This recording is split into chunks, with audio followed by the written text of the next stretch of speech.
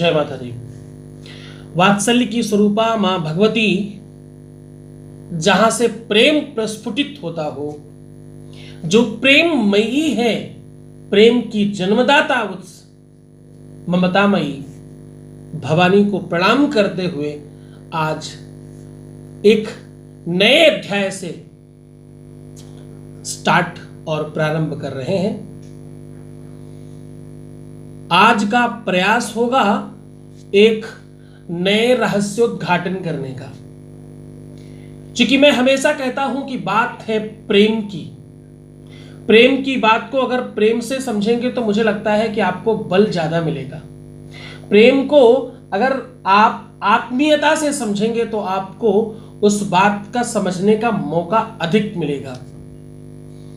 प्रेम को अगर प्रेम से जाना जाए, कहते हैं ना कि प्रेम परिचय को पहचान बना देता है, प्रेम वीराने को गुलिस्तान बना देता है। प्रेम परिचय को पहचान बना देता है, प्रेम वीराने को गुलिस्तान बना देता है। मैं आप बीती कहता हूं गैरों की नहीं, प्रेम इंसान को भगवान बना देता है। प्रेम को प्रेम से समझे, प्रेम को प्रेम में ले और प्रेम को उस आत्मीयता से समझें जिस प्रकार एक मां एक बालक का लालन और पालन करती है, जिस प्रकार के बालक के मुखाकृति के दर्शन कर उसे उस वात्सल्य का बोध होता है।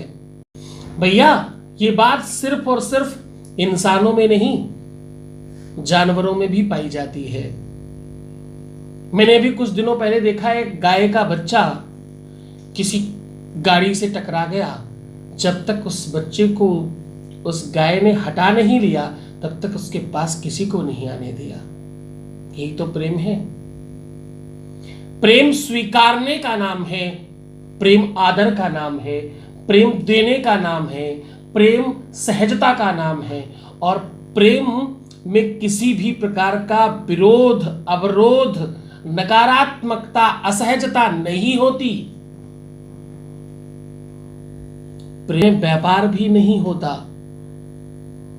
आदान और प्रदान भी नहीं होता। ये प्रकृति सिखाती है आपको। प्रकृति से ज्यादा कौन प्रेम कर सकता है? ये सही समय है इस बात का, क्योंकि जब चैत्र प्रारंभ होता है, ये हिंदू नवसंवत्सर का अध्याय है। और यह संवत्सर युधिष्ठिर संवत्सर इसलिए भी बहुत महत्वपूर्ण है क्योंकि इस संवत्सर में आपके अपने जीवन के बड़े महत्वपूर्ण कार्य होंगे। अगर आपने प्रकृति का इशारा समझा, अगर आपने प्राकृतिक तत्व को समझा, ये संवत्सर भगवान राम की जन्म का संवत्सर है। ये संवत्सर हिंदू पर्वों का प्रारंभिक संवत्सर है।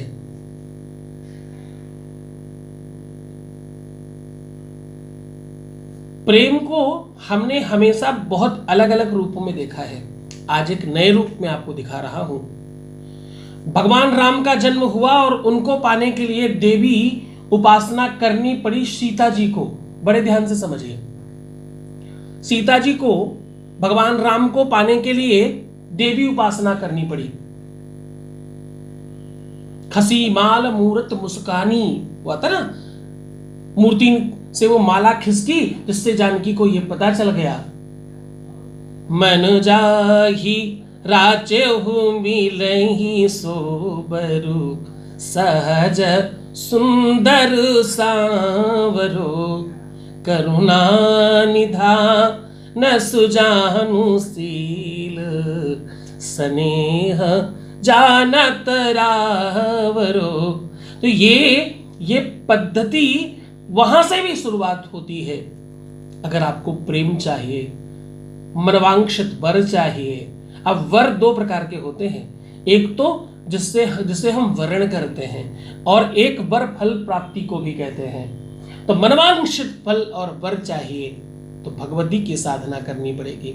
और ये कथा यहीं पर नहीं रुकती, ये कथा चलती है दूसरे युग, यानी भगवान के 10 अवतारों में से प्रमुख 2 अवतार हैं, राम और कृष्ण। राम कृष्ण दो एक हैं, अंतर नहीं निमेष। इनके नयन गंभीर है, उनके चपल विशेष। तो दोनों ही बहुत महत्वपूर्ण। राम ने जो किया वो करो, कृष्ण ने जो कहा वो करो। ये 2 अवतार सबसे श्रेष्ठतम अवतार हैं। और इन दोनों अवतारों में परंपरागत हमें यह समझाया और बताया गया कि अगर आपको जीवन में प्रेम चाहिए, अगर आपको जीवन में मनवांछित फल चाहिए, अगर आपको अपने जीवन में सहजता और सरलता चाहिए, अगर आपको अपने जीवन में संभ्रांतशाली होना है, अगर आपको अपने जीवन में अपना दाम्पतिक जीवन ठीक रखना है, तो भैया देवी उपासना करनी पड़ेगी। कृष्ण अवतार में भी कात्यायनी का पूजन किया सखियों के साथ जाकर के, तब उनकी प्रेम की जो बागडोर थी वो मजबूत हुई। हाँ, इसलिए वो प्रेम के आइकन है राधा और कृष्ण, क्योंकि कात्यायनी जप और तप किया। आज भी आचार्यों को अगर आप बोले कि मेरा विवाह नहीं हो रहा, तो वो कात्यायनी जप करते हैं। ओम कात्यायनी महामाये महायोगिन्यधीश्वरी नंद गोपसुतम देवी पतिम मे कुरुते नमः। तो क्या करें, हमें वो पति दें नंद कुमार जैसा, कात्यायनी से निवेदन करते हैं। तो ये नवरात्रि इसलिए भी बहुत प्राथमिक है क्योंकि ये आपको मनवांछित वर, मनवांछित पति, वर तो पति को कहते ना, और भैया सच्चा प्रेमी ही पति होता है, या सच्चा प्रेमी ही पति होता है, या सच्चा पति ही प्रेमी होता है। पति पाहेति पावन, ये पवित्रता का दूसरा स्वरूप है। प्रेम आराधना है, प्रेम साधना है, प्रेम है तो 100% निवेदन। इबादत है ये मुसलमानों के हिसाब से। प्रेम को वैसे ही समझें। प्रेम में यदि वासना नहीं होती तो प्रेम खुद भगवान बन गया होता भाई।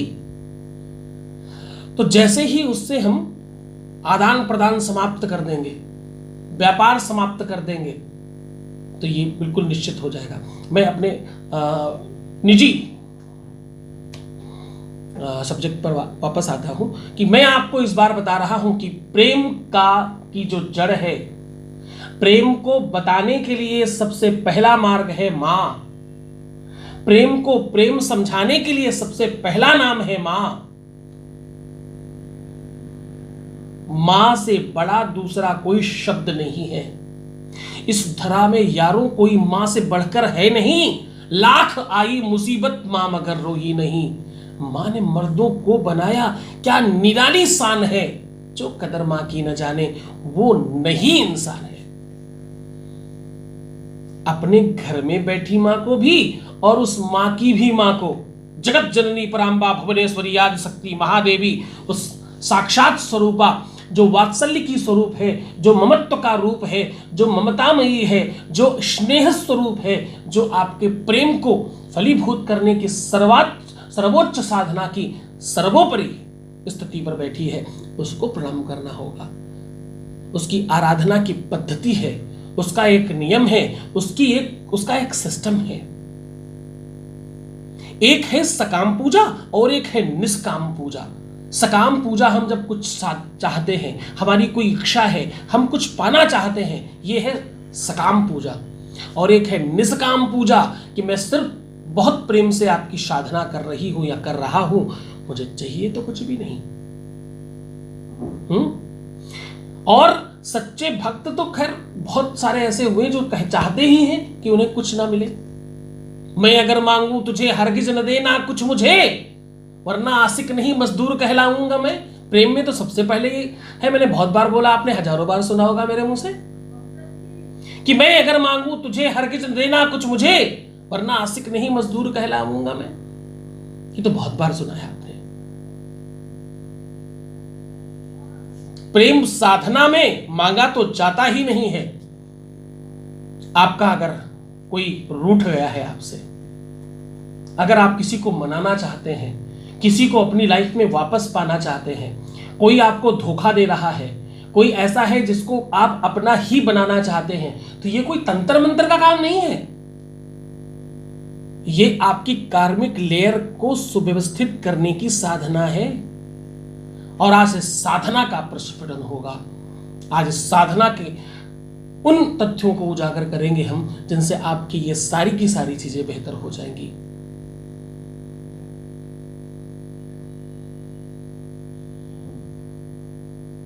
ये 9 दिन ही नहीं, इस 9 दिन के प्रारंभ से स्टार्ट करके आप अपने जीवन को बेहतर बना सकते हैं।